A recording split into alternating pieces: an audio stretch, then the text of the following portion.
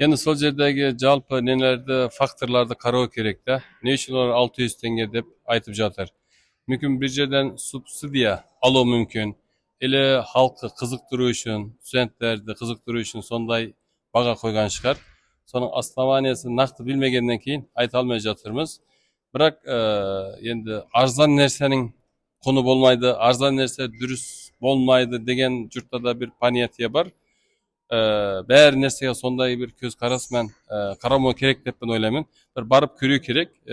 Көрүп келген, барып көрүп болгандан кейін уже пікірімізді айтқанымыз дұрыс болады деп ойлаймын.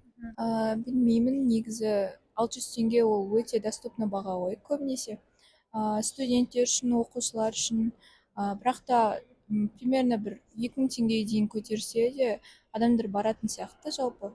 Бірақ театрлар негізінен маған өзіме мүсіреп театрының өнері ұнайды. Әуезов театрына қарағанда. Ең соңғы рет сол мүсіреп театрына құлагер немесе басқа бір театрға барғам. Өте ұнады. Негізі 600 теңге өте арзан сияқты. Айтқаныңызға келсем, негізінде арзан билеттің бағалары. И соған байланысты актерлардың да алатын жалақылары, по-моему, соған байланысты төмен болады. Келсем негізі минимум примерно 2000-ға 3000-ға қоятын болса. Мысалы 2000-нан басталса барар ма едіңіз? Иә, барам.